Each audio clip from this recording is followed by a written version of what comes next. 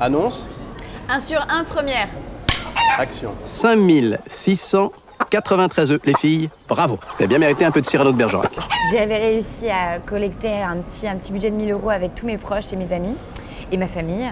Et je l'avais tourné avec de vrais agriculteurs, des agriculteurs de Corlay, là d'où mes grands-parents sont originaires, parce que mes grands-parents étaient eux aussi agriculteurs et avaient une exploitation de vaches laitières. Et donc j'ai écrit ce court-métrage qui a eu une vie complètement insolite puisqu'il est parti dans plein de festivals et surtout à l'Alpe d'Huez. C'est ce qui m'a permis d'être repérée. Guillaume, qu'est-ce que ça fait de tourner? On va pas refaire ta filmographie qui est exhaustive. Allons-y, mais il faudrait des heures et des heures. Ça serait trop long. Je sais pas si c'est très intéressant. Il est modeste en finalité. Oui. Oh, toujours. Je sais pas si c'est très intéressant surtout. Qu'est-ce que ça fait techniquement de jouer avec une jeune réalisatrice? J'y suis allé parce que j'ai eu un coup de foudre absolu pour son scénario et pour l'histoire qu'elle raconte, parce que j'ai trouvé ça très étonnant, très poétique et très touchant. De mettre son expérience, c'est bien l'un des seuls avantages de l'âge, c'est d'avoir un peu d'expérience au service de quelqu'un qui débute et qui en plus a un tempérament de feu, parce que Mélanie elle est têtue, elle est bretonne, ce qui est un pléonasme. Si vous fermez la porte, elle passera par la fenêtre. Elle a un pouvoir de conviction énorme. Non mais c'est ça qui m'a plu vraiment.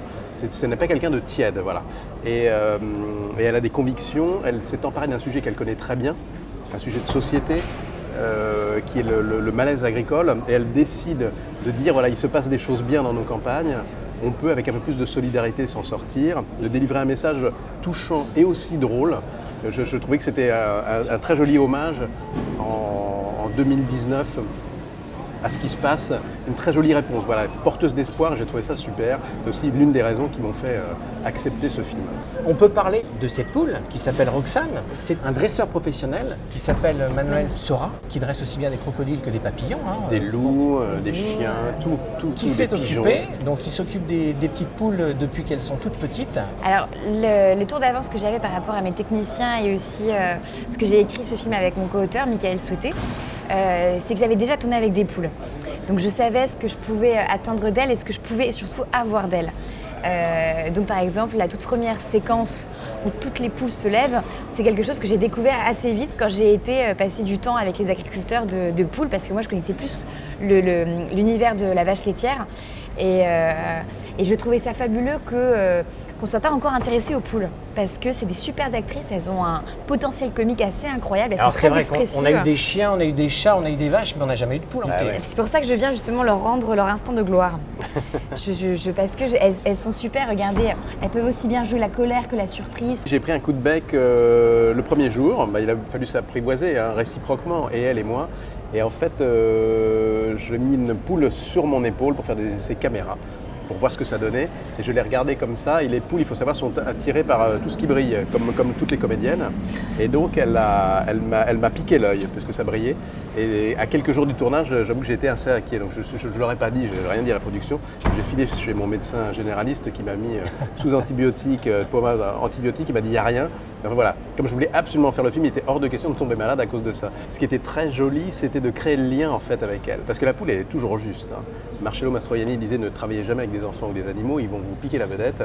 Là, j'ai multiplié les problèmes parce que c'était un premier film, donc je ne savais pas comment elle allait diriger. Et il n'y avait pas un animal, mais il y avait 12 000 animaux, parce qu'il y avait 12 000 poules. Et dont ma Roxane Il y en avait 12, préférée. et il y en a 12 en globalité pour faire Roxane. Alors il y en a 8, Il y en a 8 qui jouent Roxane.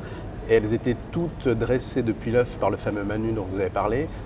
Elles sont monotaches, c'est-à-dire il y a celle qui me suit comme un chien, celle qui fait les cascades voitures, celle qui fait la tête, et puis il y a celle qui va écouter de la littérature avec moi. Et j'avais besoin d'une partenaire en or parce que il fallait qu'il y ait une complicité entre nous et qu'on voit qu'elle aime aussi la littérature. Je conseillerais le film parce que ça fait du bien, on passe un bon moment, on est content, on ressort.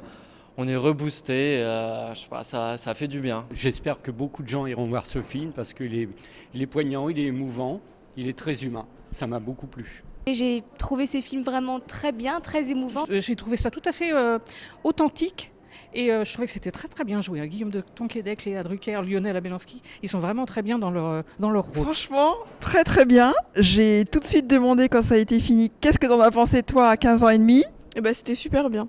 Moi, j'ai été de ma petite larme. J'ai trouvé que De Tonquédec est excellent, comme toujours. Léa Drucker, très touchante. Et c'est vraiment un film qui m'a touché, même si je viens pas de ce monde-là. C'était très émouvant, mais très drôle aussi. C'est toujours entre rire et larmes, c'est adorable. Pourquoi est-ce que tu t'attaques jamais à Roméo et Juliette ? Avec Roxane, ça ferait bizarre, non ? mal.